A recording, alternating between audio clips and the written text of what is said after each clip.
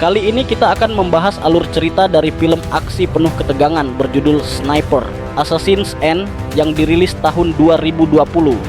Film ini menyuguhkan aksi tembak-menembak, konspirasi tingkat tinggi, dan kolaborasi ayah anak yang tak terduga. Langsung saja kita menuju alur ceritanya.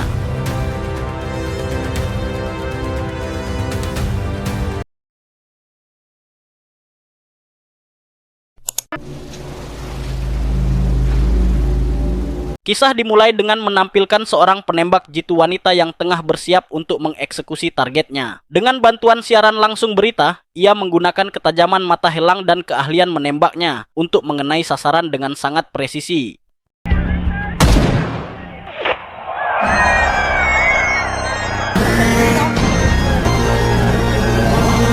Berlatar di Virginia, kita akan disuguhkan sosok agen CIA bernama John. Suatu hari, ia menerima panggilan dari atasannya untuk segera menyelidiki siapa dalang di balik pembunuhan misterius terhadap seorang politikus asal Costa Verde bernama Bruno Diaz, serta mengungkap motif sebenarnya dari sang pembunuh. We have our man, Brandon Beckett, is now our primary suspect. Get a team over to Beckett's house stat. Sesaat setelah panggilan berakhir, John menerima laporan dari bawahannya yang bernama Julie. Laporan itu menyebutkan seorang pria bernama Brandon Becker, seorang sniper ulung yang baru saja kembali ke Amerika usai menjalani dinas militer sebagai tersangka kuat penembakan semalam. Ditambah lagi dengan ditemukannya sehelai rambut yang cocok dengan DNA milik Becker di lokasi penembak, yang semakin memperkuat dugaan bahwa Brandon adalah pelaku dalam kejadian ini. Right, let's move now. Assume that Brandon Beckett is armed and dangerous. Dan inilah Brandon Becker. Saat ini ia tengah asik bermain game tembak-tembakan secara online. Namun di tengah keseruannya bermain, tiba-tiba sesuatu terjadi.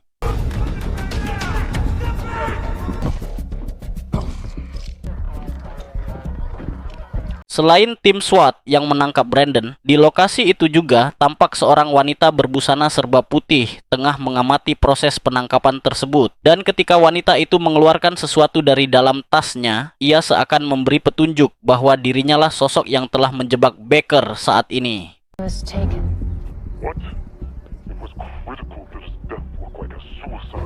Setelah memastikan Becker telah diamankan, wanita tersebut segera meninggalkan tempat itu. Sementara itu, Becker langsung dibawa ke salah satu safe house milik CIA untuk menjalani interogasi.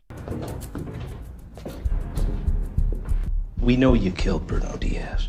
What the hell are you talking about? Don't bullshit. Saat John tengah menginterogasi Becker yang terus bersikeras tak mengaku, datang seorang petugas dari Departemen Keamanan Dalam Negeri bernama Zero yang meminta John untuk keluar sejenak karena ia ingin berbicara empat mata dengan tersangka. Setelah John meninggalkan ruangan, Zero yang mengetahui bahwa Becker tidak bersalah pun memintanya untuk tetap bersabar sementara waktu karena ia sendiri akan berusaha mengungkap kebenaran dan mencari tahu siapa pelaku pembunuhan yang sebenarnya. Time's up.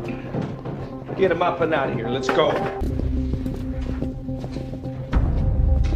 Usai berbicara dengan Becker, Zero mendatangi Juliet untuk menanyakan alasan dibalik kesimpulannya bahwa Becker adalah tersangka dalam kasus ini. Juliet pun menunjukkan simulasi serta jarak tembak yang digunakan oleh si pembunuh, dan dengan tingkat kesulitan setinggi itu, hanya Becker satu-satunya orang dengan kemampuan yang cukup untuk melakukannya. You're right. Dalam rekaman tersebut, Zero melihat sosok yang tak dikenalnya. Juliet menjelaskan bahwa orang itu bernama Donald, CEO Novasil Farmasi, dan Zero merasa bingung mengapa CEO sebuah perusahaan berada di tengah para politisi. Kebingungan itu pun membuat Juliet tidak bisa memberikan jawaban ketika Zero mengajukan pertanyaan kepadanya. Over a mile away. Now, who's that guy? Donald South, CEO of Novasil Pharmaceutical. Becker sendiri kini dibawa oleh anak buah John untuk diasingkan ke sebuah penjara super ketat khusus bagi pembunuh kelas kakap sekaligus mantan militer. Namun di tengah perjalanan, Becker merasakan sesuatu yang aneh dan meminta para pengawalnya agar lebih berhati-hati. Permintaan itu sama sekali diabaikan oleh para pengawal sampai akhirnya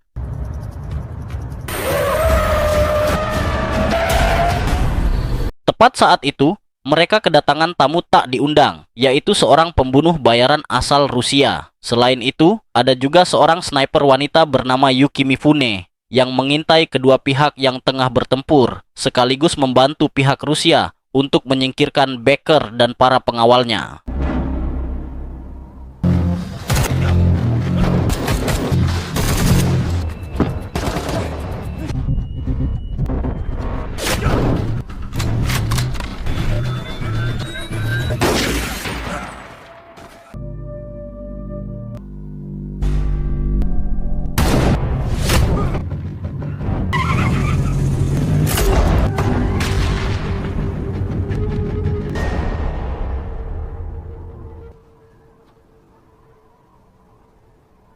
Di San Francisco, California, Zero menemui Donald tepat saat pria itu hendak makan malam bersama selingkuhannya untuk menanyakan alasan kehadirannya di acara para politisi saat Bruno ditembak. Setelah mendengar penjelasan mengenai kerja sama bisnis dan ikatan persahabatan yang erat, akhirnya Zero memahami alasan Donald berada di sana. Follow the money. Someone didn't want to pay full price. Follow the money.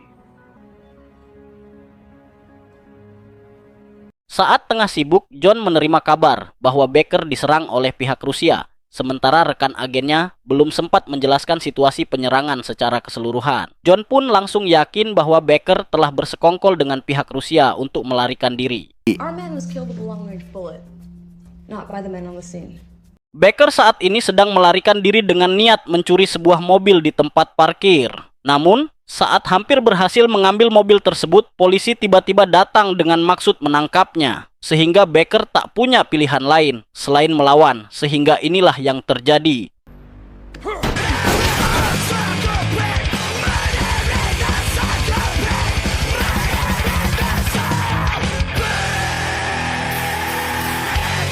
Zero menghubungi Juliet untuk meminta bantuannya menyelidiki kejanggalan di perusahaan Novasil, di mana Juliet menjelaskan bahwa 1 bulan lalu, akuntan bernama Josh melakukan pelanggaran yang menyebabkan alarm perusahaan berbunyi karena mengakses area di luar teritorinya. Ketika polisi datang untuk memeriksa situasi, kepala keamanan perusahaan justru menolak mereka dan bahkan melarang masuk ke dalam gedung.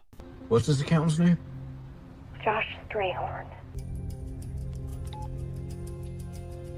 Selanjutnya, Zero menuju perusahaan Novasil untuk menemui Josh. Namun, ia justru dicegat oleh kepala keamanan bernama Phoenix yang tampak tak mengizinkan Zero bertemu dengan akuntan perusahaan tersebut. Yeah, of course. That is protocol when there's a security breach. Di sana, Zero menanyakan alasan mengapa akuntan tersebut menyebabkan alarm perusahaan berbunyi. Phoenix menjelaskan bahwa pada malam kejadian, Josh yang dalam keadaan mabuk harus kembali ke perusahaan karena dompetnya tertinggal. Karena kondisinya masih sangat teler, ia malah masuk ke ruangan yang salah, sebuah area terlarang yang memicu alarm dan membuat situasi menjadi semakin kacau. Namun untungnya Phoenix masih ada di kantor dan berhasil menjelaskan kesalahpahaman tersebut, termasuk kepada para polisi yang datang. Thank you for your time, Mr. Phoenix. Zero kembali menghubungi Juliet untuk menanyakan siapa sebenarnya Phoenix. Setelah ditelusuri, tidak ditemukan data konkret mengenai orang tersebut. Namun, meskipun begitu, Juliet berhasil menemukan beberapa data dari 5 tahun lalu terkait transaksi yang dilakukan oleh orang itu. Saat sedang asik menelepon, Juliet ketahuan oleh John yang langsung marah dan meminta agar Juliet segera menyambungkan telepon dari Zero jika dia menghubunginya lagi. I'm not sure. So the next time he calls, you patch him through to me. Did you understand? Yes, sir. Good. Juliet segera mengirim pesan kepada Zero yang sebelumnya belum terkirim. Ia memberitahukan bahwa ada satu pihak Rusia yang berhasil selamat saat membajak Becker, dan orang tersebut kini sedang dirawat di rumah sakit tak jauh dari lokasi Zero saat ini. Informasi penting itu langsung dimanfaatkan Zero dengan mendatangi orang yang dimaksud dan mulai menjalankan rencananya saat dihadang oleh polisi. Untuk dokter yang berjaga, Zero sempat mengeluarkan senjatanya karena ia tahu dokter tersebut tidak akan membiarkan dirinya mengganggu pasiennya. Zero meminta dokter untuk segera membangunkan pasien. Setelah pasien terbangun, Zero langsung bertanya dengan tegas dan memintanya jujur mengenai siapa yang menyuruhnya melakukan pembunuhan.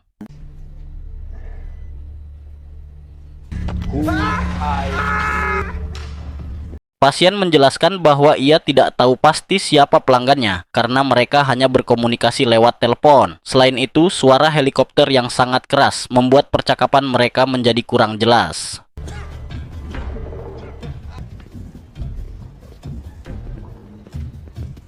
Becker tampak berjalan menyusuri pedalaman hutan untuk mencari ayahnya. Tak lama kemudian, sang ayah tiba-tiba muncul di belakangnya dan segera membawa Becker ke rumah untuk menanyakan apa yang sebenarnya terjadi. What did you do? Look, I've been set up. Setibanya di rumah, bukannya membahas situasi saat ini, mereka justru saling berbagi cerita tentang pengalaman masing-masing di medan perang. Luka-luka di tubuh mereka seolah menjadi tanda dan kebanggaan tersendiri bagi keduanya. It was the Nam. Di suatu saat, sang ayah teringat pada sahabatnya yang gugur di medan perang ketika mereka berada di dataran tinggi antara perbatasan Vietnam dan Kamboja. Rekan sang ayah yang sudah lelah menghadapi pertempuran itu menyuruhnya untuk tetap di tempat, sementara dirinya berencana menyerbu markas musuh sambil mengingatkan 3 kata, yaitu Audi, PD, dan Tace yang berarti dengar, lihat, dan diam. Dengan kata lain, sang ayah harus memperhatikan dengan seksama apa yang didengar dan dilihat, lalu menjaga informasi tersebut. Artinya ia harus berpikir sebelum bertindak dan berbicara, serta selalu menjaga kerahasiaan dalam situasi apapun. He decided he would order me to stay back, and then he would go in alone. Jesus. Saat menggeledah rumah Becker, John menemukan sebuah titik koordinat yang menunjukkan lokasi ayah Becker berada, yang berarti Becker kemungkinan besar juga bersembunyi di sana. Zero yang berada di sana menemukan fakta menarik tentang sosok Phoenix, yang ternyata adalah rekan seperjuangan Becker di militer. Setelah menanyakan hal itu kepada Juliet, terungkap bahwa Phoenix sebenarnya bernama Connell, seorang buronan karena kejahatan perang atas penyiksaan terhadap warga sipil. Sayangnya, ia telah meninggal 5 tahun lalu saat menjalankan tugas. It appears that this is Sergeant Clark McConnell, We're gonna find out. but he died in the line of duty 5 years ago. Di tempat parkir, Zero berhasil menangkap Josh yang saat itu sedang bersiap pulang. Ia kemudian menanyakan keterlibatan Josh dengan Phoenix, serta apa rencana mereka dan alasan mengapa Bruno harus menjadi korban. Get up, you're fine. Josh menceritakan bahwa dirinya dan keluarganya akan dibunuh jika tidak mengikuti rencana Phoenix, yaitu menggelapkan uang perusahaan senilai jutaan dolar. Tindakan itu harus dilakukan sebelum saham Novasil turun akibat rencana pemerintah yang akan menggabungkan perusahaan tersebut dengan perusahaan milik negara. I was setting up the offshore account. Okay, look at Phoenix. Phoenix made me do this. Saat sedang bersantai, keluarga Becker kedatangan tamu tak diundang. Sang ayah menyuruh anaknya untuk melarikan diri lewat jalur tikus yang sudah disiapkan sebagai antisipasi. Sementara itu, ia sendiri akan menghadapi para tamu tersebut dan siap menghabisi mereka jika diperlukan. We got company. You better get out of here. It's locked and loaded. Begitu memasuki halaman depan, sang ayah langsung keluar untuk menyerahkan diri. Sementara itu, John menerima panggilan mendesak dari Zero yang memberitahukan bahwa pelaku sebenarnya bukan Becker. Saat John memerintahkan anak buahnya untuk mundur,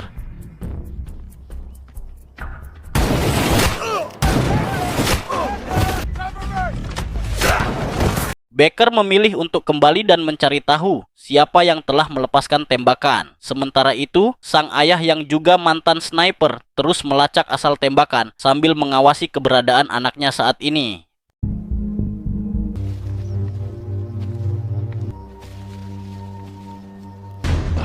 God's sake, Brandon. Becker menemukan sebuah saung rangon tempat ayahnya menyendiri dan segera menaikinya agar terhindar dari pengawasan si sniper. Hal ini membuat sniper misterius merasa terancam karena kini dia terjepit oleh 2 orang profesional dan jika posisinya terungkap, kematiannya sudah tidak bisa dihindari lagi.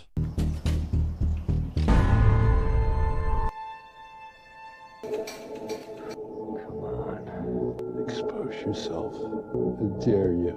Sniper misterius itu akhirnya memutuskan untuk melarikan diri dengan memanfaatkan salah satu tentara yang masih membawa senjata, sehingga inilah yang terjadi.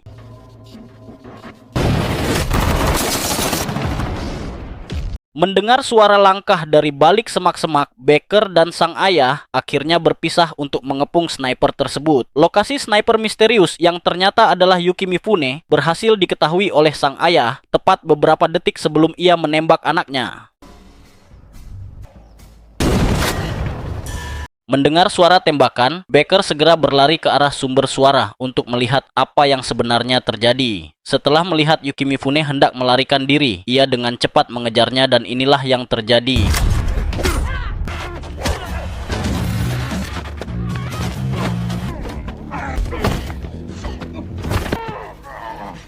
Easy.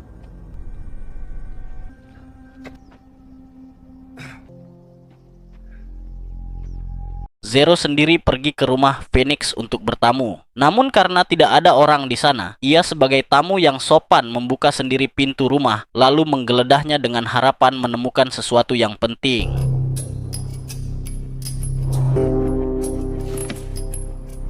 Zero menemukan sebuah kunci di dalam laci. Ia menduga itu adalah kunci brankas, lalu mencoba membukanya. Namun sayang, kunci tersebut terlalu besar untuk brankas itu. Saat hendak menembak untuk membuka brankas, Zero tak sengaja melihat bekas Phoenix mengangkat dipan, sehingga ia yakin ada sebuah kotak di bawah kasur yang bisa dibuka dengan kunci yang dipegangnya. Brandon Beckett. Water taxi. Setelah merasa mendapatkan informasi yang cukup, Zero segera menuju dermaga untuk naik taksi yang sebelumnya digunakan Phoenix. Setelah menanyakan tentang sebuah pulau yang memiliki landasan helikopter, Zero langsung berangkat ke sana tanpa menunda waktu.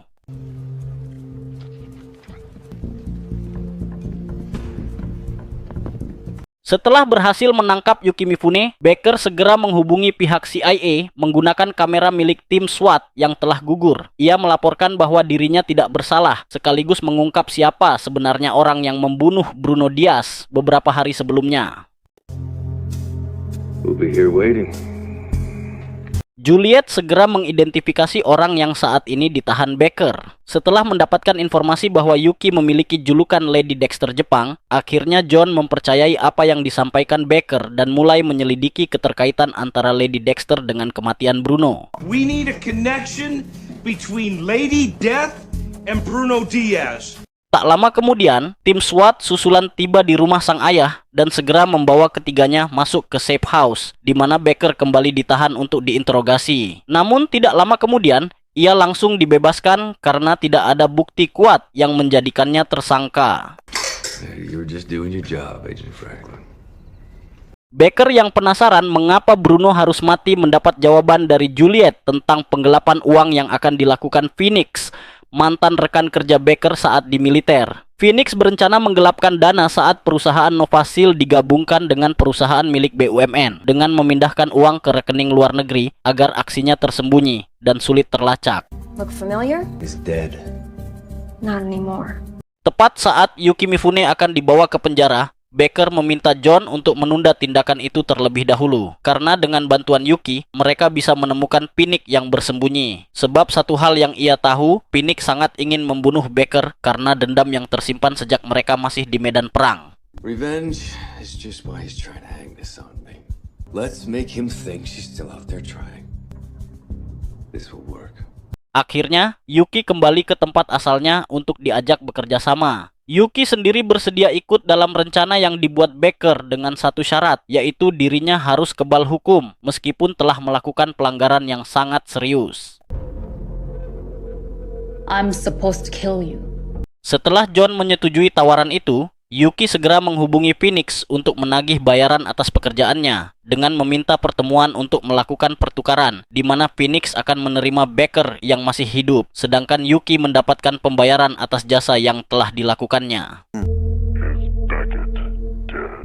I'll give you Beckett when you give me the money. Tepat saat sedang menelepon, Phoenix tanpa sengaja mendengar suara dari luar yang ternyata adalah Zero yang baru saja tiba di sana dan belum menyadari bahwa dirinya sudah diketahui. Ketika Zero menyadari bahwa saat ini ia berada di rumah Donald, tiba-tiba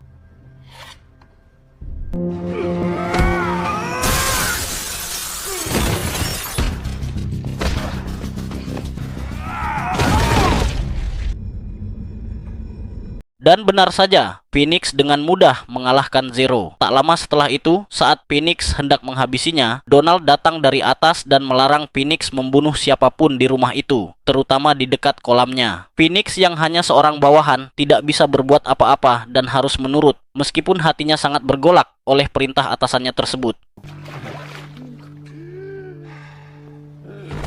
Sesampainya di lokasi Phoenix, terlihat sang ayah sudah siap dari kejauhan untuk melepaskan tembakan. Sementara itu, Juliet dan Brandon mulai memasuki halaman rumah dengan dukungan pengawal yang bersembunyi di tempat tersembunyi untuk menemui Phoenix yang saat ini sedang menunggunya. Hello, Brandon.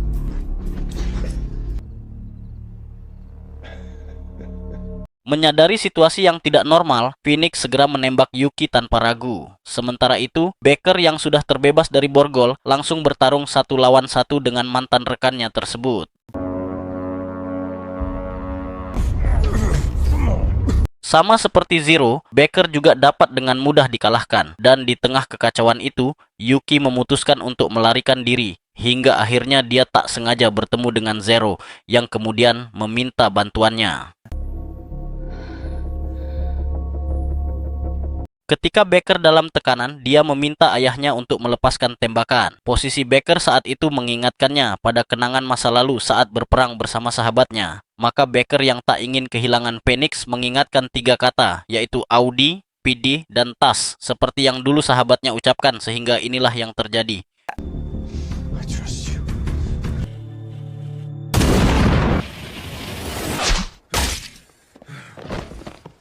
Donna mencoba melarikan diri setelah mengetahui bahwa Phoenix telah berhasil dihabisi. Namun, Yuki dengan mudah menangkap orang tersebut sehingga ia tidak bisa menghindari hukuman yang menunggunya. It's over. Thank you. Actually, she did. Tepat ketika semuanya sudah selesai, terlihat Yuki diajak berbicara 4 mata oleh Zero, di mana Zero sendiri meminta Yuki bergabung dengan kesatuan yang baru saja akan dia buat. Lady Death, my name is Zero.